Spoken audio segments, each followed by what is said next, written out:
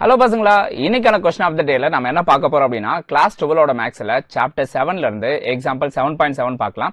One of the very important and interesting question, வாங்க பார்க்கலாம். கொஸ்டின்ல என்ன சொல்லிருக்கோம் பாருங்க. ஒரு பலூன்ல வந்து ஏர் வந்து பம்ப் பண்றாங்க. என்ன ரேட்ல வந்து பம்ப் பண்றாங்க அப்படின்னா 1000 centimetre cube per second. So அப்போ அந்த பலூனோட வால்யூமை வந்து இது எடுத்துக்கும். சரிங்களா? ஸோ ஏர் பம்ப் பண்ணும்போது அது வந்து எதை எடுத்துக்குது? பலூனோட வால்யூமை வந்து எடுத்துக்குது. Got it? At what rate the radius of the balloon changes when the radius is 7 cm? So இது நம்மளோட first question. And ரெண்டாவது question என்ன கேட்டிருக்கேன் அப்படின்னா, also compute the rate at which the surface area changes. சரிங்களா? இது second question. So இந்த ரெண்டு questionக்கு வந்து answer பண்ணணும். Got it? So இங்க first என்ன data கொடுத்திருக்காங்களோ அதை நம்ம எடுத்துக்கலாம்.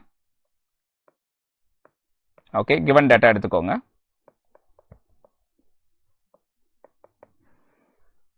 So பலூனுக்குள்ள என்ன ரேட்ல வந்து ஏர் பம்ப் பண்றாங்க?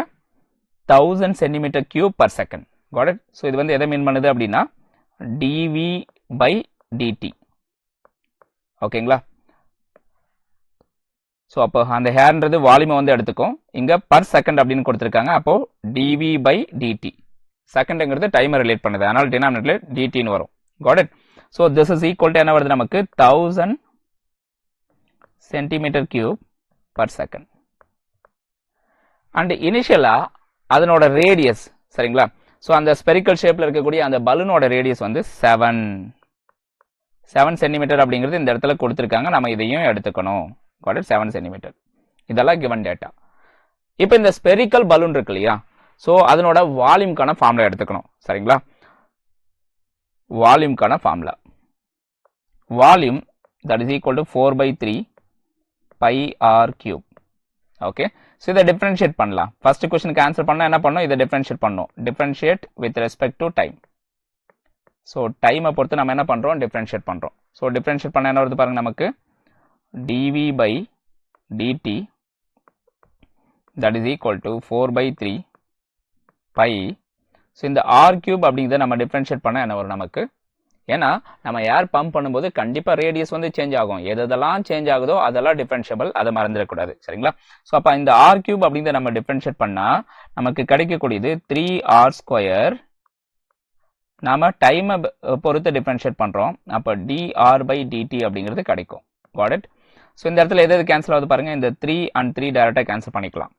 கிளியரா இருக்கா? அது போக இந்த dv by dt என்னன்றது அவங்க கொடுத்துட்டாங்க கொஸ்டின்லயே, 1000 centimetre cube per second. So அதை கொண்டு வந்து இங்கே சப்ஸ்டியூட் பண்ணோம். ஸோ அப்போ இதுக்கு பதிலாக 1000 சென்டிமீட்டர் கியூப் பர் செகண்ட் அப்படி தான் சப்ஸ்டியூட் பண்ணுங்க. ஸோ அப்போ சப்ஸ்டியூட் பண்ண என்ன வருது நமக்கு? ஸோ இங்கே 1000 மட்டும் போட்டுக்கோங்க. 4 pi r². r வந்து என்ன அப்படின்னா நம்ம 7 அப்படின்னு எடுத்துக்கணும் இங்கே. ஓகே, ஸோ அது அப்புறம் எடுத்துக்கலாம். dr by dt. ஸோ இந்த dr by dt தான் ஃபர்ஸ்ட் கொஸ்டின்ல கேட்டிருக்காங்க. சரிங்களா?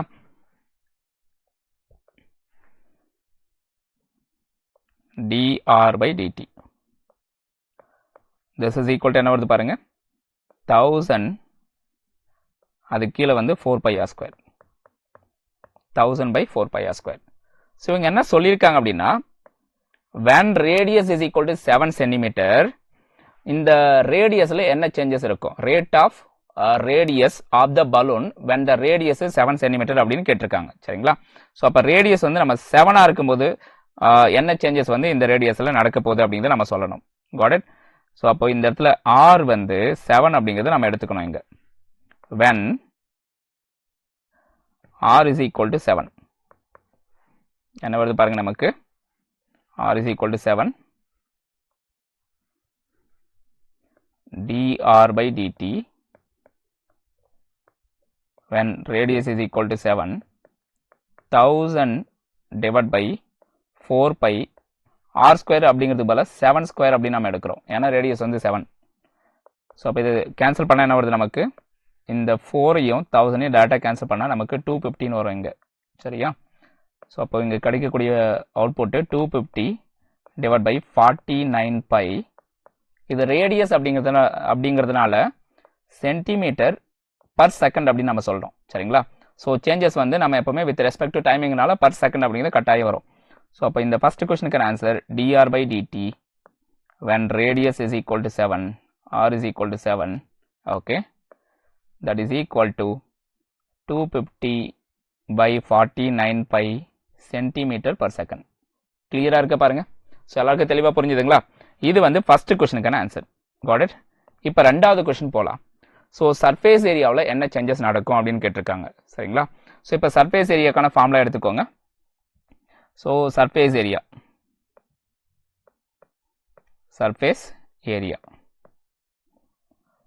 Of sphere that is 4 pi r square. சரிங்களா? ஸோ இது வந்து நான் கேபிட்டல் ஏன்னு எடுத்துக்கிறேன். Surface area okay that is equal to 4 pi r square. இதை வந்து நம்ம வித் ரெஸ்பெக்ட் டு டைம் வந்து டிஃப்ரென்ஷியேட் பண்ணோம். Okay so differentiate with respect to time. So differentiate பண்ண என்ன வரும் நமக்கு பாருங்க, 4 பைன்றது கான்ஸ்டன்ட் அப்படியே வச்சுக்கோங்க. ஆர் ஸ்கொயர் வந்து டிஃப்ரென்ஷியேட் பண்ணால் 2rனு வரும். அது போக dr by dt அப்படிங்கிறது கிடைக்கும். ஸோ இந்த இடத்துல நமக்கு ஆர்க்கான value 7. Here r is equal to 7 and dr by dt already கண்டுபிடிச்சிருக்கோம். that is equal to 250 by 49 pi. So இதெல்லாம் வந்து நம்ம சப்ஸ்டியூட் பண்ணோம். got it. ஸோ இது எல்லாத்தையும் நம்ம கொண்டு வந்து இங்கே சப்ஸ்டியூட் பண்ணால் என்ன வருது பாருங்க, 4 pi 2 into ரேடியஸ்க்கான வேல்யூ 7 dr by dt க்கு பதிலாக 250 by 49 pi. ஸோ இதை சப்ஸ்டியூட் பண்ணுங்க. அப்போ என்ன வரும் நமக்கு, பை கேன்சல் பண்ணிடலாமா, pi and pi cancel. Okay அது போக வந்து 7ஐயும் 49 நம்ம டேரெக்டாக கேன்சல் பண்ணிடலாம். 7ஐயும் 49ஐயும் கேன்சல் பண்ணால் என்ன வருது, 7 டைம்ஸ். ஓகே ஸோ ரிமைனிங் வந்து மல்டிப்ளை பண்ணிவிடுங்க. ரிமைனிங் மல்டிப்ளை பண்ணால் என்ன வருது பாருங்கள், 4 into 2 8 times of 250 that is 2000. சரிங்களா? ஸோ அப்போ கிடைக்கக்கூடிய ஆன்சர் வந்து 2000 by 7. ஏரியா அப்படிங்கிறதுனால நம்ம என்ன சொல்லலாம் அப்படின்னா centimetre square per second. So அப்போ இந்த சர்ஃபேஸ் ஏரியாவில் நடக்கக்கூடிய changes that is dA by dt that is equal to 2000 by 7 centimeter square per second. இதுதான் இந்த கொஸ்டினுக்கான ஆன்சர். ஸோ எல்லாருக்கும் தெளிவாக புரிஞ்சுது அப்படின்னு பாருங்க. எஸ் புரிஞ்சுது அப்படின்னா மறக்காம இந்த செஷனுக்கு வந்து லைக் பண்ணுங்க, உங்க ஃப்ரெண்ட்ஸ் அண்ட் ஃபேமிலிக்கு வந்து ஷேர் பண்ண மறந்துடாதீங்க. God it. ஸோ அண்ட் இந்த கொஸ்டினுக்கான ஹேண்ட் நோட்ஸ் வந்து வேணும் அப்படின்னா மறக்காம என்ன செய்றீங்க அப்படின்னா இங்க இருக்கக்கூடிய QR வந்து நீங்க ஸ்கேன் பண்ணி எடுத்துக்கலாம். கிளியரா இருக்கா? Okay thank you guys. மறுபடியும் நம்ம அடுத்த ஒரு இன்ட்ரெஸ்டிங்கான செஷனில் பார்க்கலாம்.